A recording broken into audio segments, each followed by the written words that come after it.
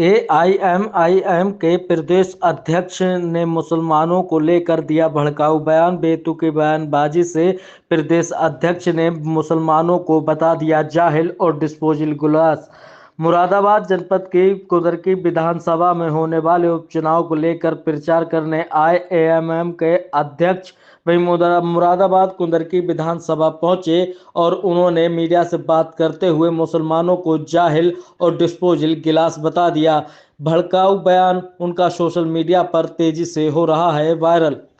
काफ़ी का सबसे बड़ा मुद्दा है, उत्तर प्रदेश में 4 करोड़ मुसलमान है, लेकिन सबसे ज़्यादा नाइंसाफ़ी उत्तर प्रदेश में मुसलमानों के साथ हुई है। 4 मरतबा समाजवादी की, 4 मरतबा बहुजन समाज पार्टी की। 60 सालों तक केंद्र में कांग्रेस की हुकूमत रही है, मौजूदा वक्त में बीजेपी है 10 सालों से।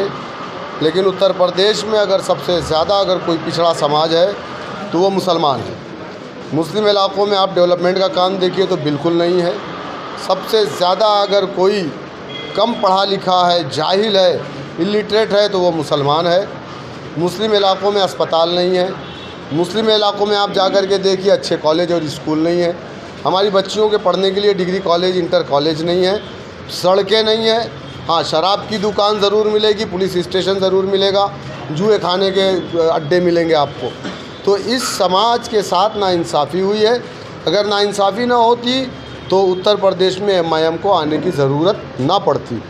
और मुसलमानों का वोट जिन मुस्लिम नेताओं ने लिया है, चाहे वो कुंदरकी का पूर्व एमएलए मौजूदा जो कैंडिडेट है वो हो, चाहे वो संभल के लोग हो, कहीं के भी लोग हो, जिन लोगों ने लिया है ये मुसलमानों को गुमराह किया है, मुस्लिम वोटों पर डाका डाला है, बेवकूफ़ बना करके उनको डिस्पोजल गिलास की तरह इस्तेमाल किया है।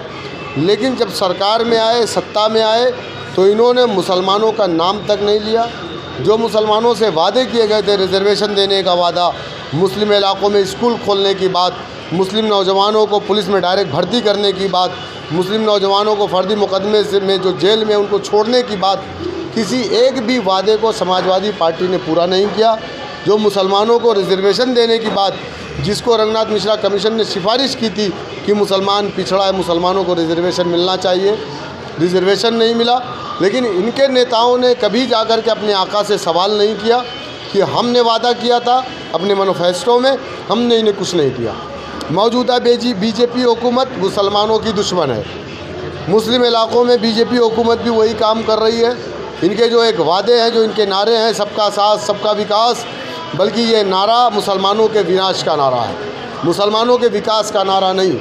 आज मुसलमानों की लिंचिंग की जा रही है, आज मुसलमानों को क्या क्या नहीं कहा जा रहा है। आज मुसलमानों को कहा जा रहा है कि तुम इस देश के नागरिक नहीं हो। आज मुसलमानों की दुकानों पे, ठेले पे बोल रहे हैं सामान मत खरीदो, हमें अछूत बना करके रख दिया गया है। ये नाइंसाफ़ी नहीं है तो क्या है? उसी नाइंसाफ़ी के ख़िलाफ़ मजलिस इत्तेहादुल मुस्लिमीन मैदान अमल में है। और अगर हम उत्तर प्रदेश में एक भी विधायक जीत करके हमारा उपचुनाव में आ गया तो इंशाअल्लाह जो ये आए दिन नफ़रती पिल्ले जो निकल करके हमारे आका की शान में गुस्ताखी करते हैं, हमारी शरीयत के ख़िलाफ़ बोलते हैं, अल्लाह सुब्हानहू व तआला के ख़िलाफ़ बोलते हैं, ये नफ़रती लोग अपने बिल में वापस जाएंगे अगर हमारा एक एमएलए भी जीत करके आ गया तो। जिस प्रकार से बात की जाए, आज हमारी टीम में ग्राउंड रिपोर्टिंग थी और कुछ जनता बोल नहीं पा रही, क्या है, क्यों चुप रही जनता?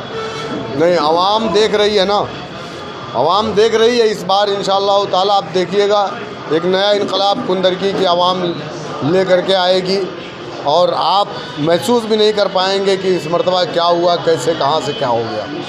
3 सीटों को किस प्रकार से तीनों की बात की जाए तो देखिए, हम मीरापुर सीट भी फाइट में हैं, वहाँ पर अरशद राना साहब हैं, बहुत मजबूत चुनाव लड़ रहे हैं। हमारी कुंदरकी हाफिज़ वारिस साहब, आपको मालूम है कि पिछला इलेक्शन भी लड़े थे, 14,200 वोट भी उन्होंने प्राप्त किया था।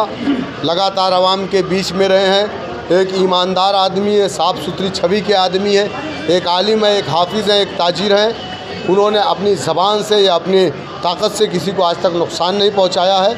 आवाम की मोहब्बतें उनके साथ है, वो भी आवाम से मोहब्बत करते हैं। और मुझे उम्मीद है कि कुंदरकी की आवाम इंशाअल्लाह ताला और मीरापुर की आवाम मजबूती के साथ मजलिस इत्तेहादुल मुस्लिमीन और बैरिस्टर असदुद्दीन ओवैसी साहब को मजबूत करने के लिए, अपने आप को मजबूत करने के लिए वोट डालेगी। ओवैसी साहब की बड़ी सभा होगी क्या इस दौरान? यकीनन हम कोशिश में हैं, चूँकि लगातार 2 स्टेट में भी मेन चुनाव है, आम चुनाव है, झारखंड में भी हमारी पार्टी चुनाव लड़ रही है, महाराष्ट्र में भी लड़ रही है, और चूँकि वक्त बहुत कम है, हमारी कोशिश है, हमने मैसेज डाला है, आप जी से भी हमारे जो प्रत्याशी हैं उनसे भी बैरिस्टर साहब की बात हुई है। हमारी कोशिश है कि इंशाअल्लाह ताला हम बैरिस्टर साहब को लाएंगे, लेकिन हमारे कार्यकर्ता घर घर जाएंगे।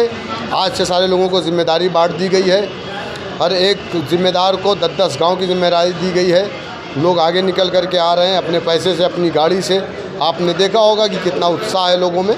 इंशाअल्लाह ताला हम घर घर पहुँचेंगे और बैरिस्टर असदुद्दीन ओवैसी साहब कोई अपनी शख्सियत के मुहताज नहीं है, बल्कि अपने आप में एक शख्सियत हैं, और आवाम उनको जानती है कि हिंदुस्तान में अगर मज़लूमों की कोई आवाज़ है, उनके न्याय के लिए कोई लड़ता है, तो उस लीडर का नाम बैरिस्टर असदुद्दीन ओवैसी साहब है। तो यकीनन वो उनके साथ खड़ी रहेगी।